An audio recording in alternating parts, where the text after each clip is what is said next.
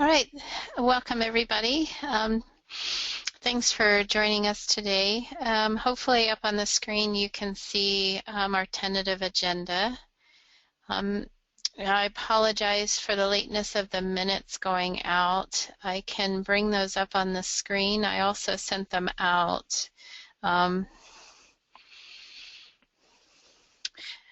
Does everybody feel comfortable voting to accept the minutes, or do you want to do that via email later so that you have more time to review?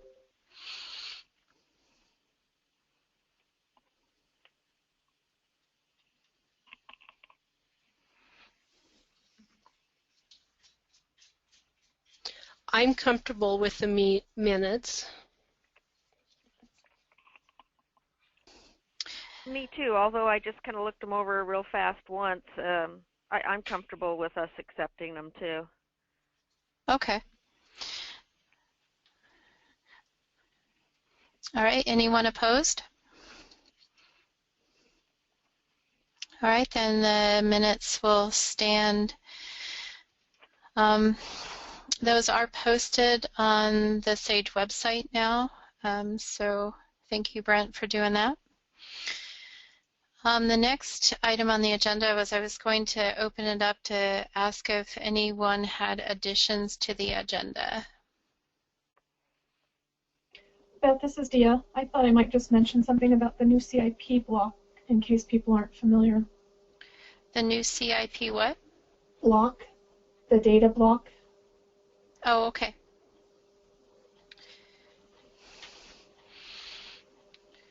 Okay. See if I've got this right. Is that what you meant? Exactly. Okay. Yeah, we will add that down below. And I wanted to kind of rehash some of what we talked about last week. Just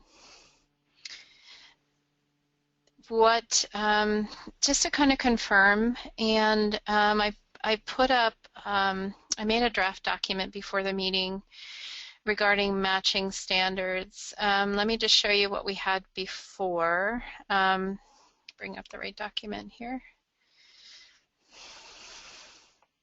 It's not wanting to come up. Okay. So this is what we had developed in 2002, long time ago when you think about it.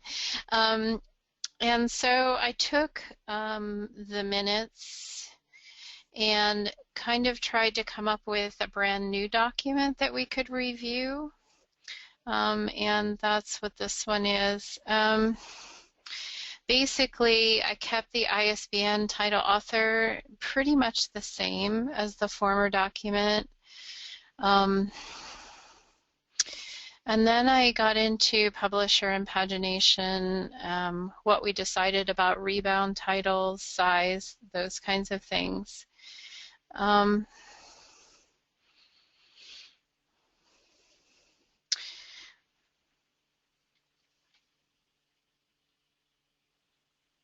Part of me is it's like I want to move forward with this, but I also want to make sure that we're all on the same page and in agreement so that we aren't combining things that shouldn't be combined, that kind of thing.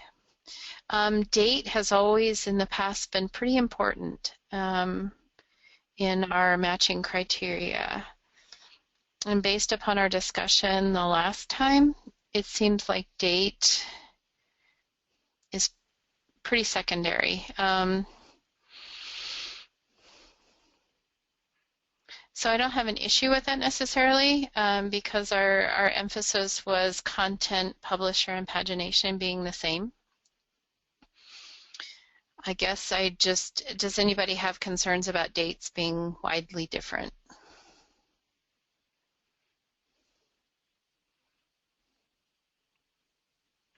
This is Dia. My only concern, if you want to call it that, is that you know, if the dates are too disparate, too far apart, then I think we need to be aware that the likelihood is that some of the content could have changed. Yeah, and when we're talking about content, And it also depends on the type of material too. If it's nonfiction, the likelihood is it's going to change. If it's fiction, right. it may Yeah. just be a reprint of, you know, maybe in a new format. I guess I wonder sometimes, I was starting to think, and this is probably more of an issue with nonfiction than fiction, like you said, but if there's not enough information in the record to indicate, you know, say the foreword was written by somebody different, but for some reason the pagination stayed the same. I mean, these are like so unlikely scenarios. I'm not even sure it's worth worrying about. I guess I just wonder, is there going to be a case when we're not going to know without the two items side by side whether the content is different?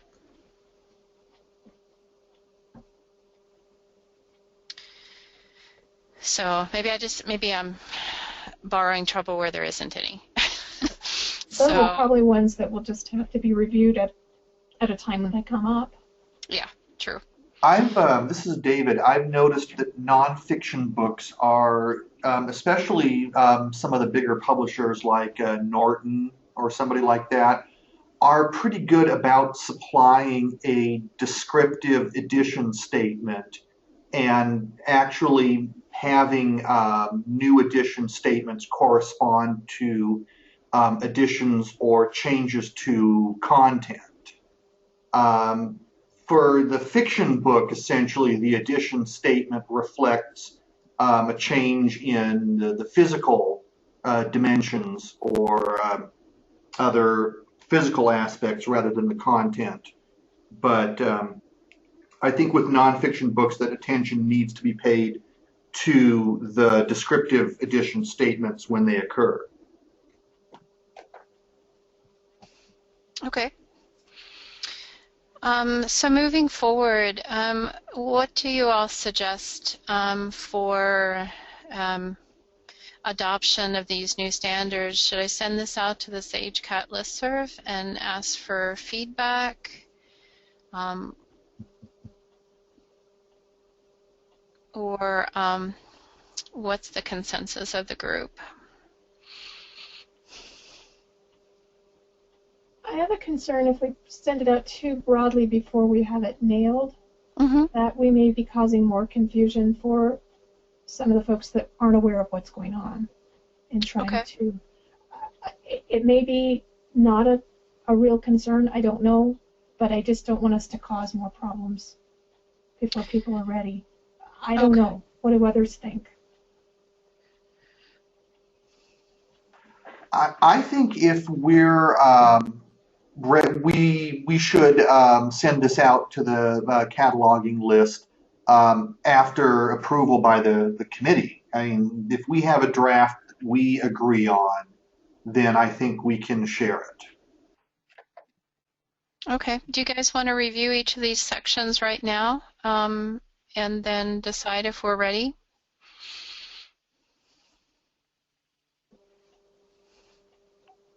I'm good with that.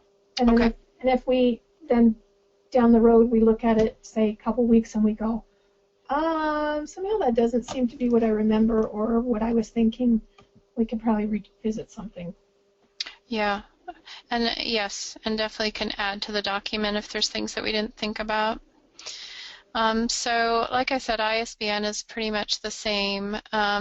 Just indicates this is a good way to search to find a possible match in the database. Matching criteria below must then match to accept the record. Sometimes ISBNs may match what is in the book, but the actual content will be a mismatch, and I gave an example of large print. Anyone have any issues with that?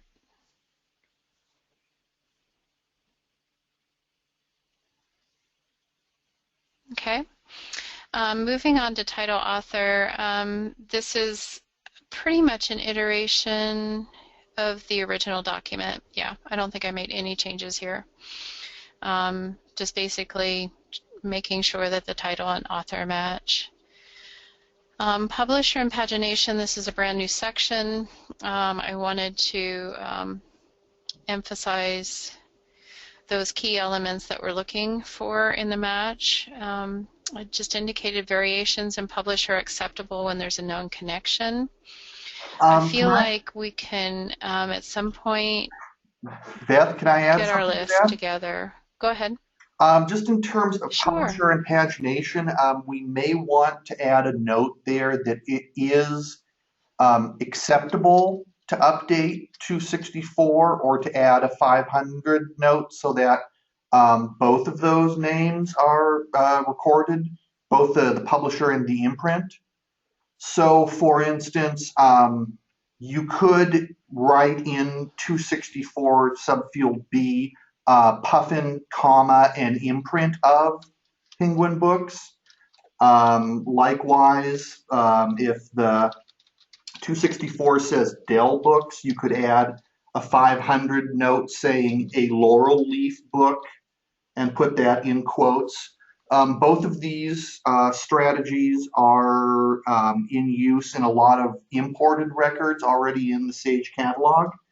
And I think this is just to let catalogers know that they have the ability and indeed responsibility to touch it up, to touch up records as they work with them. Okay, yeah, I didn't know whether that would necessarily be in the matching documentation, or would that be just in? I've put it in the MARC training document. Yeah, I mean, do you think it's sufficient just to be in the MARC training, or do you feel like it needs to definitely be here in the matching standards? I don't know. I wanted to ask the committee about that and get a sense.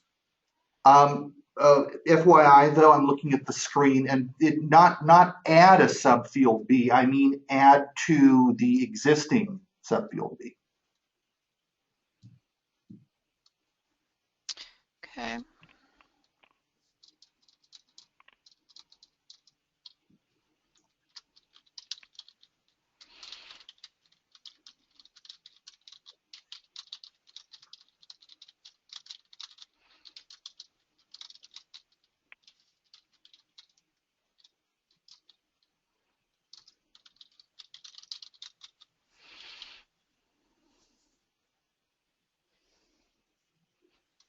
Did you also say and/or add a? Yeah, and/or 500 note. Mm-hmm.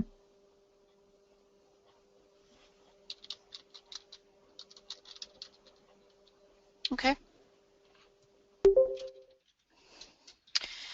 The original document indicated a cautionary note regarding pagination and the fact that you know, there could be a clerical mistake where somebody did not take the last numbered page. Do we feel like we're at that point where we need to make that specification, or just trust that people know how pagination works? I find there's still people that don't seem to get that, but even after multiple times of. I can add in that verbiage if you feel like we still need it. What do others think?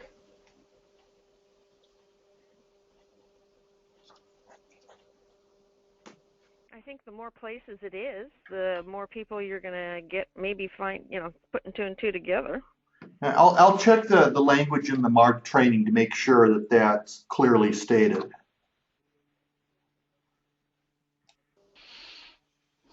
And David, when you say the MARC training, can you clarify to me exactly, because I'm not sure I'm knowing exactly what you're talking about. Oh, sorry. I've posted a series of new documents to the staff wiki that are labeled as being MARC training documents. The intent is that this is to replace the Nebraska training course for people who are qualifying for CAT 2. Okay, thank you. I just wasn't sure if that's what you were referencing or something else. Yeah, no, that's what I'm referencing. Okay, thank you.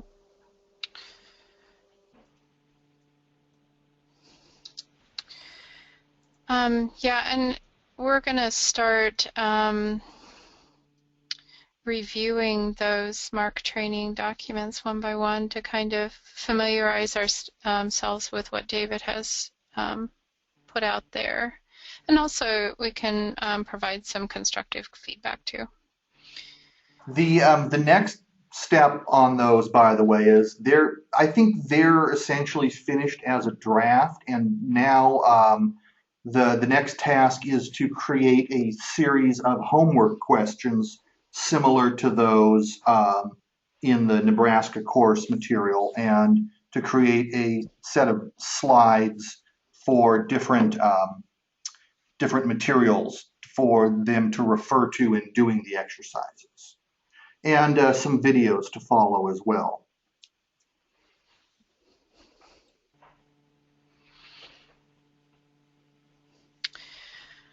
Okay, so I've put in the blurb that we had in regards to pagination before, the fact that we mentioned AACR2 and we're moving forward with another standard. I may have to adjust that at some point, but for now. Actually, I don't believe this standard has changed from AACR2 to RDA.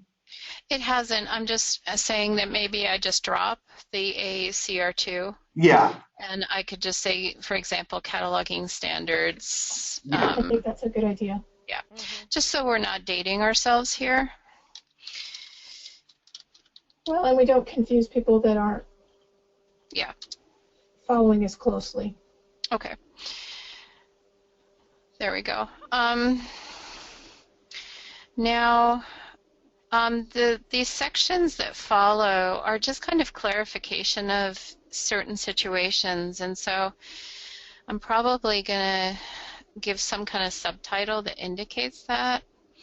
Do we want to just say some clarifications? Okay. Like clarifications to above, some possible clarifications to scenarios, I don't know.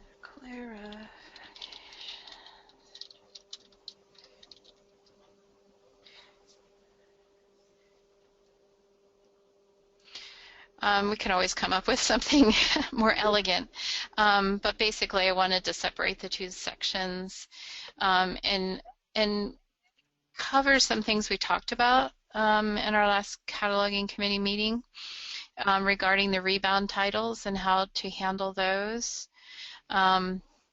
Here I just talk about the rebound titles that have the original publication ISBNs in the book, and where the content has not been changed, can be added to the original publication bib. And just indicate that the rebound ISBN should be added to the list of ISBNs in the bib with a subfield Q. Any issues with that? One thought, which is that a change in ISBN on a rebound title doesn't always mean a binding change, like a turtleback. You know, if you have a paperback, sometimes there can just be 3 or 4 different ISBNs for the multiple printing runs of a mass market paperback. Right. So subfield Q, I would say, if necessary, or to indicate a change in binding, etc. But if there is no real physical difference, possibly new cover art, then just add the ISBN without a note. I guess I was assuming that in this case they were adding the rebound item to a bib, Right. which had its own ISBNs. Mm-hmm. But it may be missing the turtleback ISBN. Sure. Well, and I think your title rebound titles clarifies that. Yeah. Whereas the other is kind of somewhat up above. It doesn't specifically state putting in. Okay. No, I see where Beth is going with this now. So okay.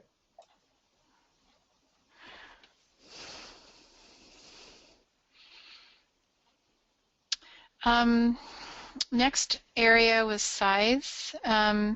Here again, we had talked about in the meeting where we were willing to accept a variation of up to 3 centimeters. So is that up to and including 3 centimeters? I think so. I think that's what we kind of.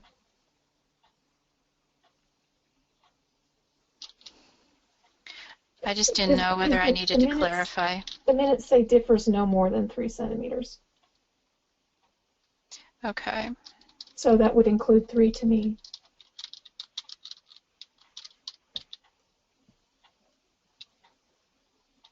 Okay.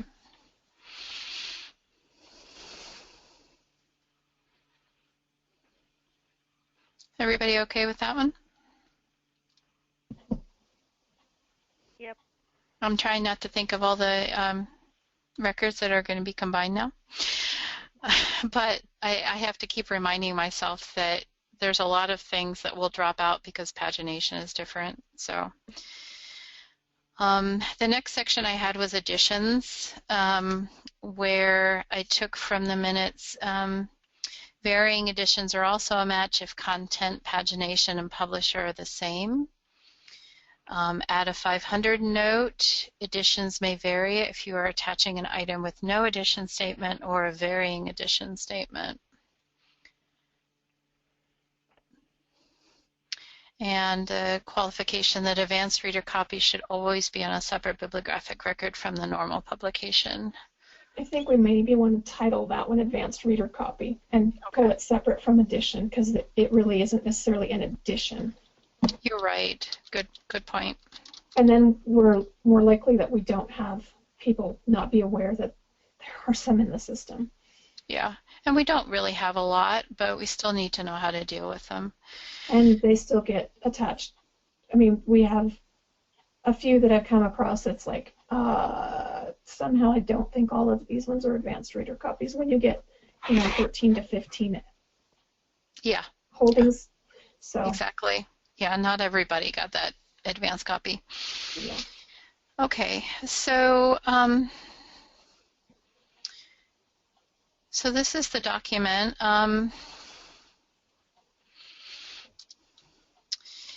Are there any concerns, any things that you feel like we need to add in either the clarification area or the matching area?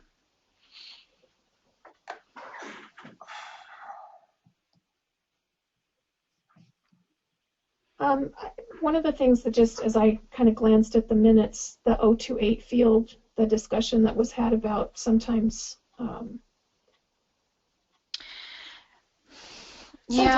especially with DVD or with the videos, they're more likely to be multiples. Yeah, wouldn't that be a content issue though? And this document is really geared more towards books, when we talk about pagination. But with that, it's not necessarily a content thing. Sometimes it's just everything. Most of the time it isn't necessarily just a content thing. It seems to me with audio-visual material, the main distinctions to be drawn are first, number of discs or tapes comprising the resource. B, number 2, special features and extras. And then in the case of video, I would say the picture format, whether it is standard or widescreen or whether it gives you the option for both. And I think the DVD versus Blu-ray and abridged versus unabridged audiobook distinctions are pretty well understood. I'm wondering if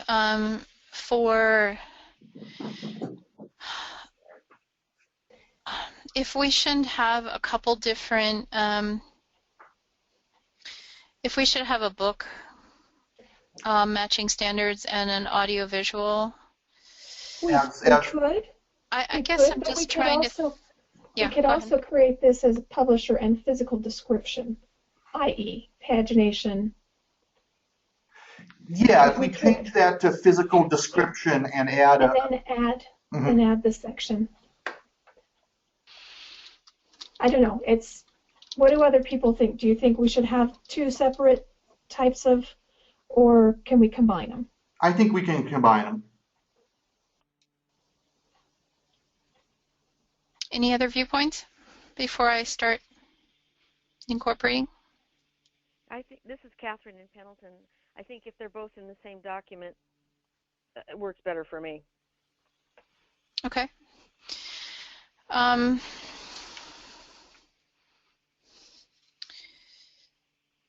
So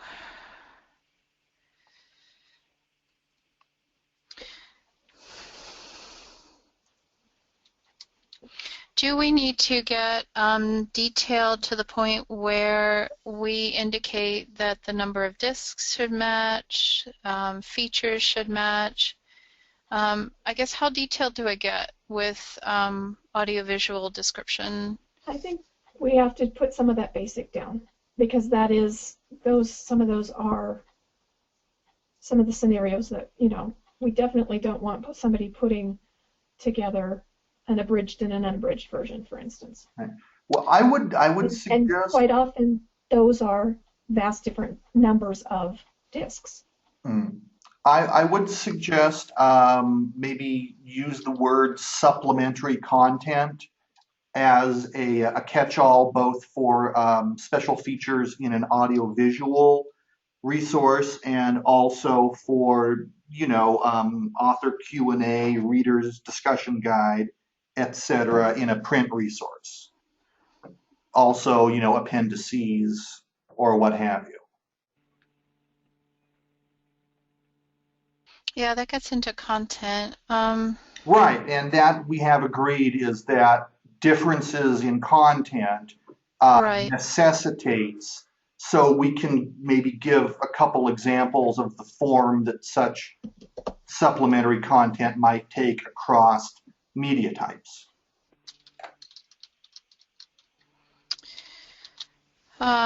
Yeah, I'm just not sure. I don't want to take like a ton of time going over this part because I don't have any drafts for you. Well, is this something we can? Well, can we at this? Okay, how about if we agree that we adopt this for print materials? And then we'll come back next meeting with audiovisual and audiobook extensions. Seconded. Exactly. Okay, all right. So I will take these out for now, but I will come up with something that we can look at for the next committee meeting. So moving forward, is everybody with the committee fine with moving forward with what we've got so far?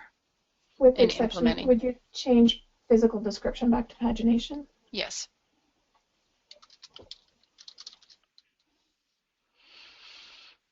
Okay, that works for me, and we'll return to this at the next meeting. I would move that we accept this document as working document. I mean, that we're going to put it out there for people as terms of books, and that we will add to it to create within the next couple of months. That sounds great. Any second? Seconded. I second it. Thanks, Carmen. Okay, the next thing on the agenda, I wanted to bring up genre because I wanted to get some clarification and also hopefully some forward direction of the cataloging committee. We've got a situation where we've always put genre and form in a 655. And we also built an index within Evergreen, kind of like we had an index in the Millennium system for genre specifically, so that we'd be able to search it separately from normal subjects.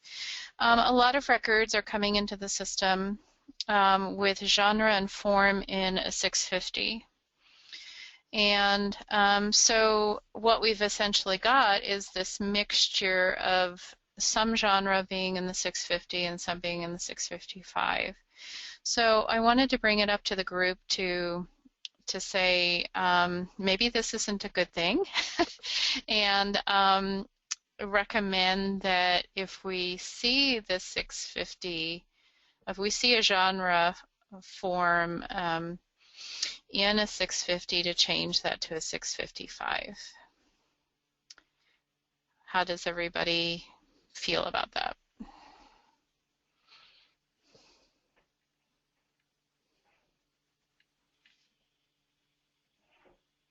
I think that would be a good idea.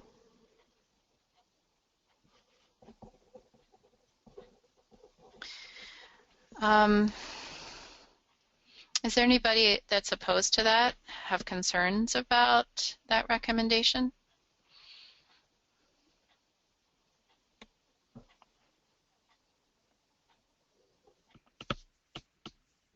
This is Perry. Hi, everybody. I was joining late, but that's something that I've been doing. I thought was already standard practice. So. Well, I think I think it was standard practice in the past. I think it's either being overlooked now, or it's just more prevalent out there in the rest of the cataloging community for 650 to have assumed that role. And I can certainly do some batch updates, but for ongoing work, I think it's good to kind of reiterate that we think it's important. I was going to ask David if he would be able to maybe send a cataloging tip or kind of bring this up to people again. Absolutely, sure thing. Of the importance of when we bring records in, if we notice that those 650s have genre in them, and some people may need a reminder of genre and what it is comprised of, and well, so, that would be great. I think people need a reminder, perhaps, to double check the record, and if they see anything they know to be an error, to correct that. Well, certainly, yeah, but I think with certain things, they get used to seeing it that way. Yeah. They don't necessarily recognize that it's a problem, and so if we have a tip that goes out reminding that the genre really does belong in the 655, it'll kind of draw their attention to it. Sure thing. Thanks, David. Are there other common errors that we're seeing with imported records that they could also just kind of have as a checklist? 655, 650s. Oh, what have I been seeing? That's probably the most predominant one. Yeah. Every once in a while. I know that when you import something with a 264, the indicator is often needs to be in the second indicator, but it often imports into the first. That's kind of strange. I hadn't noticed that one, Perry. I'll watch for it. Since we're still using GMDs, I've been noticing that the GMDs, sometimes they're there, sometimes they aren't. Sometimes they aren't our standards. We've got a mixture of records in the system that have video recording with DVD after them. I didn't know how big an issue to make of that, since GMDs are eventually going to go away. But we've always talked that we would leave them as the straight GMDs that were originally assigned. That's the way I felt too. So are people correcting them, or just leaving them as is? I am when I see them. Okay. So maybe that's something else we should remind folks to do, is to make those corrections and Um, so they were consistent. That was another thing that I was noticing with Z3950 import. If I think of anything else, I'll send something out on the listserv. This next category on the agenda, current cataloging concerns, this is open-ended, and if we've already talked about a couple things, but if you have other ones, please let us know. Buzzy had sent me an email asking about parts, and this really isn't a cataloging issue per se, although catalogers are involved in the process. Buzzy was wondering whether it was possible for more DVD sets to be grouped as a complete set rather than broken out into parts. He says it's still causing some patron angst. And I thought I would just kind of ask, what are the hindrances to having the whole set together? This is Catherine in Pendleton, and what I come up against is our library purchases the cases in 1, 2, and 3. And if we purchase something that doesn't come in the plastic case, it comes in the cardboard, then I'm left with the only option of breaking it up into multiple cases. Okay, there's not the option to buy a bigger case? There hasn't been money for that so far. Well, and I'm just kind of trying to find out, I mean, I'm not saying anybody has to do one way or the other. I'm just kind of wondering what our hindrances to that are. This is David, and I have a thought in that respect, having done a little bit of cleanup on the Great American Western DVDs. And in that case, that's a situation where you have constituent parts of a set that are individually packaged and are then purchased at different times by different library or library districts and added then to the system in a sort of a haphazard way. If somebody were to buy the whole set and to add the whole set, then there is no reason why that set why there couldn't exist a single bib record for the whole set and then parts management from there. Yeah, I was assuming that Buzzy was referring to like the TV seasons or the... Oh, yes.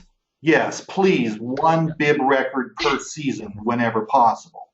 Well, and there is one bib record, David. More a matter of what Buzzy is asking, is it possible for more libraries to actually add them as complete sets as opposed to breaking them into parts? Right. I mean, we've certainly got the, the parts management in there, and that should prompt the patron for the part they want. But, and I'll get more clarification for Buzzy what the continuing patron issues are. I just wanted to find out from the catalogers what you're hearing back. Is it a supply issue where you just don't have cases big enough, and that's why you're not cataloging them as complete sets? Yeah. Our other thing here in Pendleton is they originally come in a nice case from someplace, and then when that one gets crushed in the courier is what happened. Now I have an option. I have to actually change the cataloging into 2 pieces because I can only put it in 2 cases now. It was 6, and now I'm going to have to do a 3 and a 3. Okay. Yeah, and Beth? Yes. Sorry, this is Brent.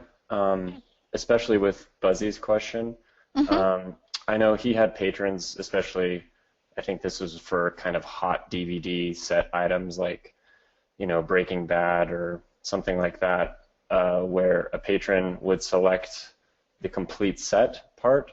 Right. And it would go, and there would only be, maybe on the bib, say there's 10 items and 7 of them are cataloged as complete set. A lot of those had age hold protection enabled on them, so even though it's shuffling through all those that had the part set as complete set, it would even skip over a lot of those just because they're embargoed for 3 months or and sometimes more. So the patron would be kind of wondering, hey, why does it take so long to get this complete set when I can get part season 1 from Baker in 1 week or something like that. So I think he was kind of leading into an age-old protection kind of question too. Yeah, and really trying to serve our patrons better and not have so many restrictions. Yeah. Okay. I just wanted to briefly bring it up just to kind of to see whether we could do anything different. Quick Yeah, question just a here. reminder that we need to be setting that. Probably wouldn't be a bad idea. Because it's Yeah. still fairly new concept-wise for a lot of people, maybe not everyone is aware of.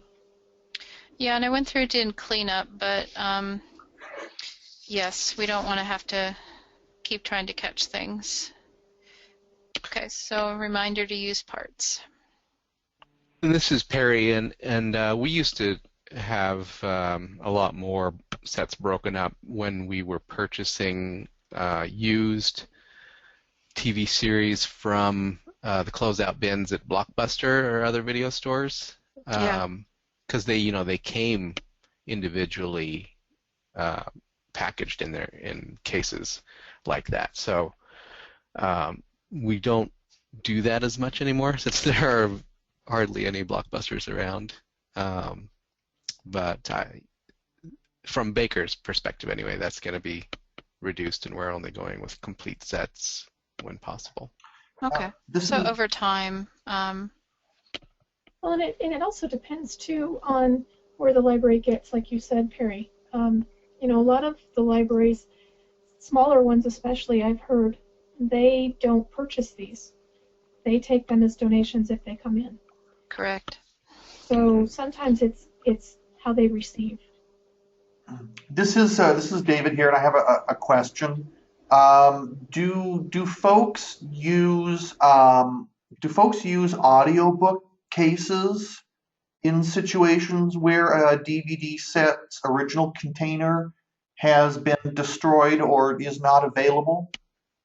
It seems to me that there's some flexibility there in terms of getting multiple discs in a single container with if you use a sort of an audiobook case. I can answer that here in Pendleton. We haven't gone there yet because we have dedicated shelving and a cabinet where we've had to keep the original until checkout to combat the theft. And so the audio cases wouldn't fit. They're also thicker. They take up more space. So we haven't tried that option here yet. Okay. Thanks for the feedback, and thanks for bringing that up as a possibility, David. In some situations that would work. It's kind of a last resort. Physical shelving. In my experience, it's kind of a last resort because, for one thing, you need to create a new cover insert to fit the differently shaped case. But it's an option. It's out there. That's all. Okay. Good to keep the ideas flowing. Are there any other cataloging concerns that anybody wants to bring up?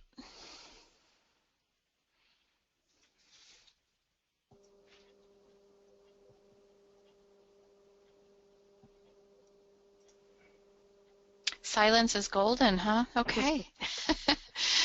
The next thing on the agenda I have is the cataloging context. I did finish the spreadsheet.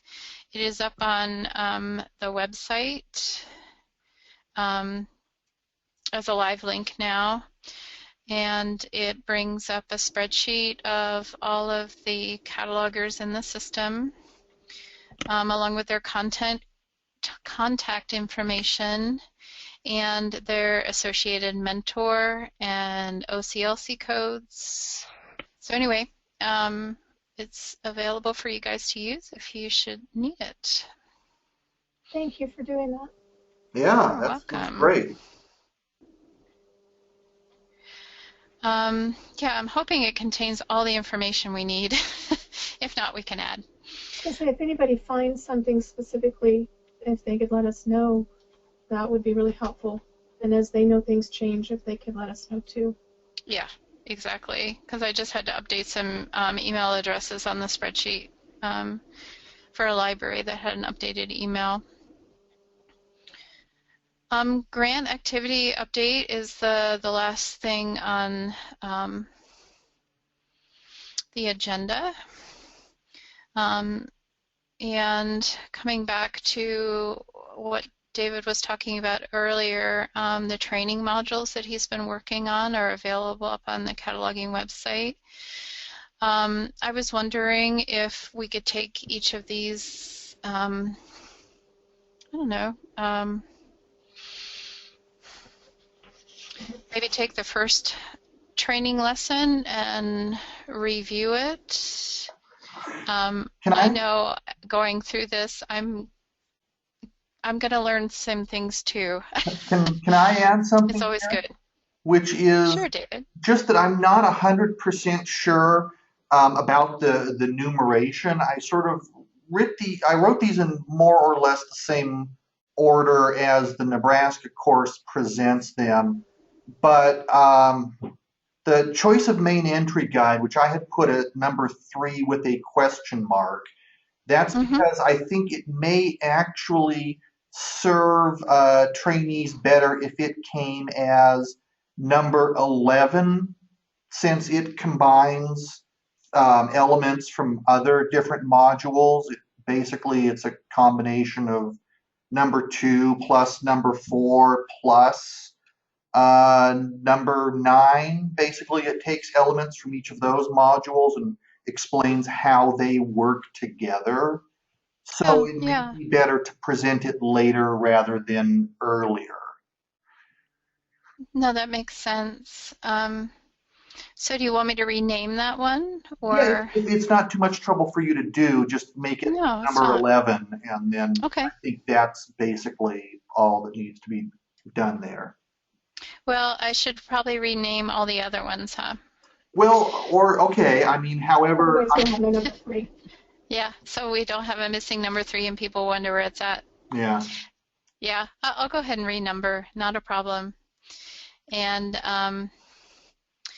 but there's some good material in here, and I feel like it's good time for us to start looking it over and give David any suggestions that we have or questions we have as a group, so that we can kind of refine its finalized version. I know David's going to be working on screenshots and so on, but the bulk of the material is there. Right. Well, I mean, the Nebraska course has a video lecture in addition to a written component. So that's the next step, as I mentioned. Also, exercises for trainees to complete with reference to a PDF file or a set of PDF files that have scans of the covers and title pages of different resources. So we want to do not just books, but also to do some audiovisual material. And I've been trying to collect some physical copies that I can scan here. And I just want to, I had mentioned this to Beth, but I'll throw this out as well, that finding an audio book that hasn't already been cataloged by some SAGE member is a little bit of a puzzlement. If anybody has any suggestions, let me know. I don't mean like right now, but email me, Okay. Thanks, David. Well, and unfortunately, anything that we put now, there's always a possibility that somebody down the road will be adding, even if it's not currently there.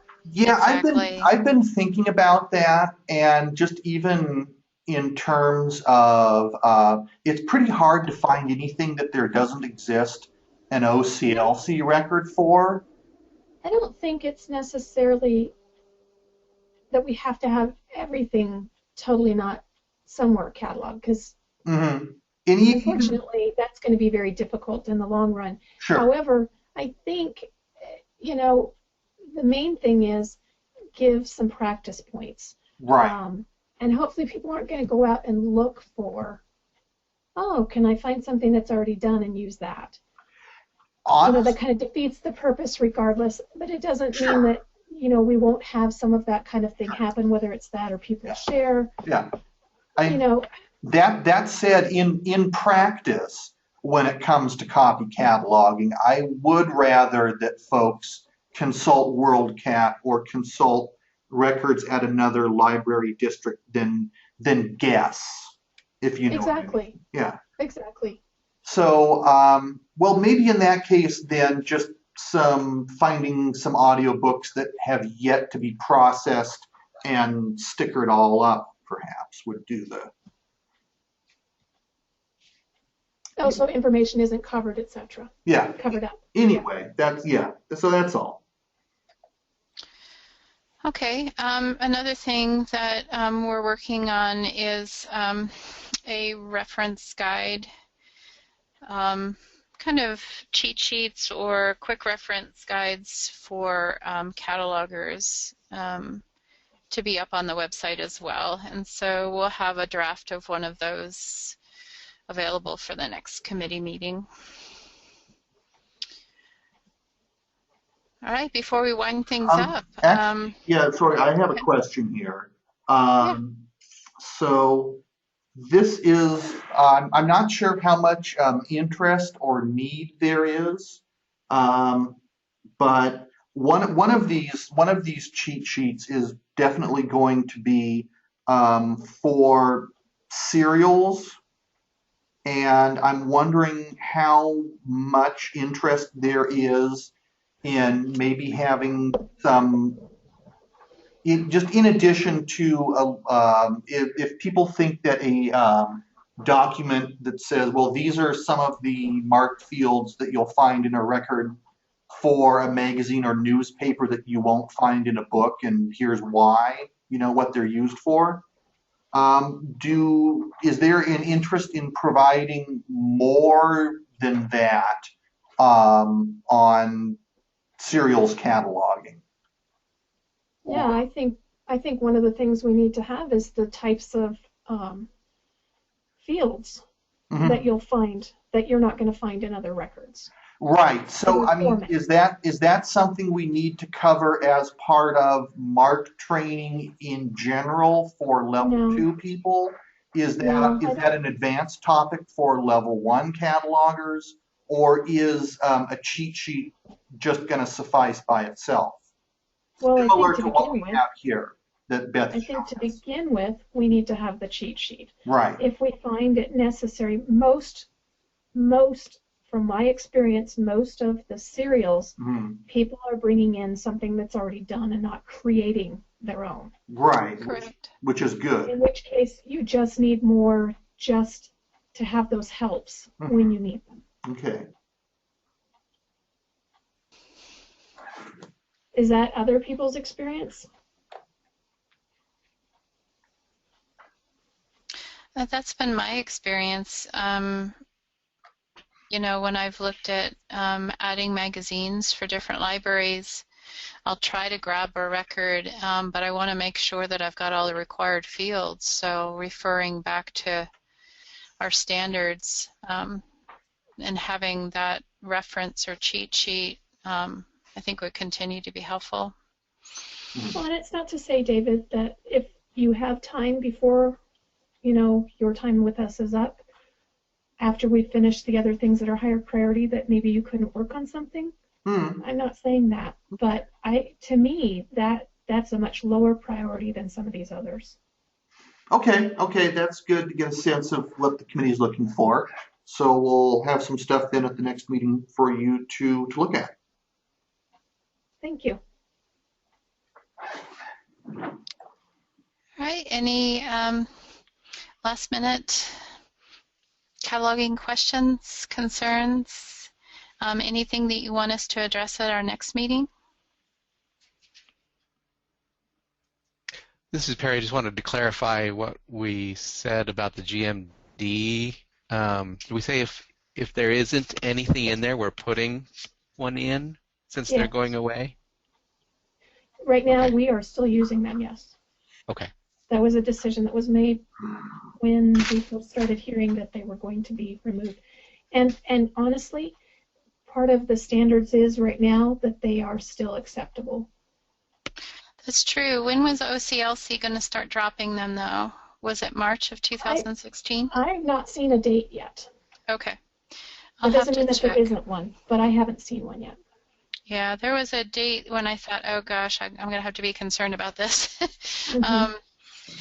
But we're safe for now. So yes, Mhm. let's continue to use our GMDs.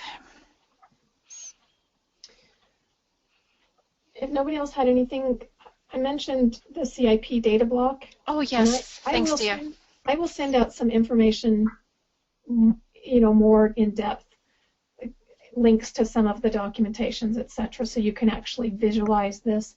But I just wanted people to be aware that as of the 1st of October, the Cataloging and Publication Division of the Library of Congress is now doing a different type of block of data than what you're used to seeing in printed materials.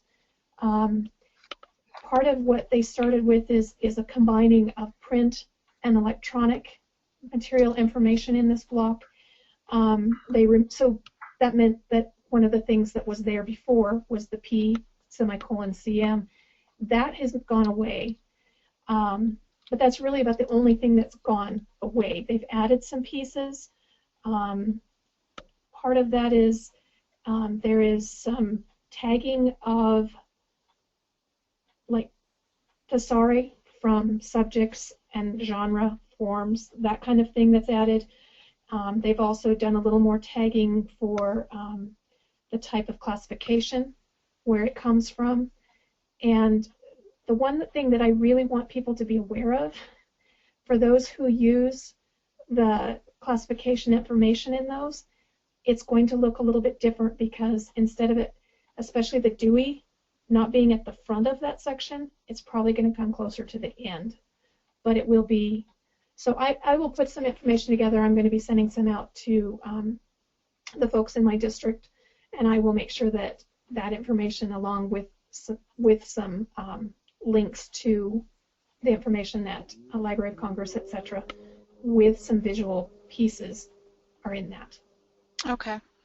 But they say that as of the 1st of October, that division will be sending that to publishers, so it will be starting to come this fall, which means you may see some, depending on how quickly things go through the publishing industry line of things, you may be seeing them, shortly.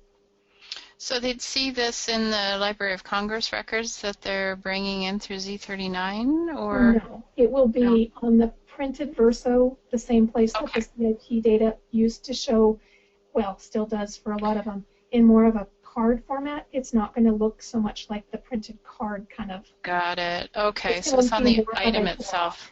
Okay. Yeah, it will be there. Okay, thanks for bringing that to our attention, Dia, and giving us a heads up and information about it. You bet.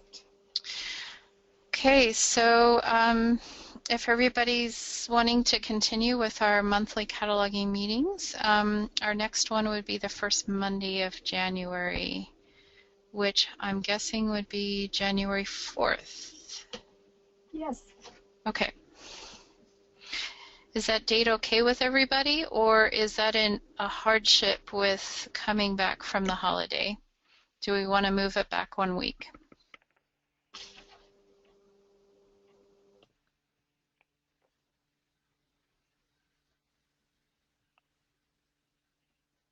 I'm hearing no opinions. I don't think it's necessarily going to affect me, but that doesn't mean anything. Okay. Well, we can go ahead and schedule it for the 4th, and if it ends up being an issue, we can always reschedule. 11 a.m. Pacific time? All right, thanks everybody. Thanks, Beth. Have a good week. Bye. Bye, Beth. Bye-bye. Bye, everyone. I'll stop the recording now and have a good day.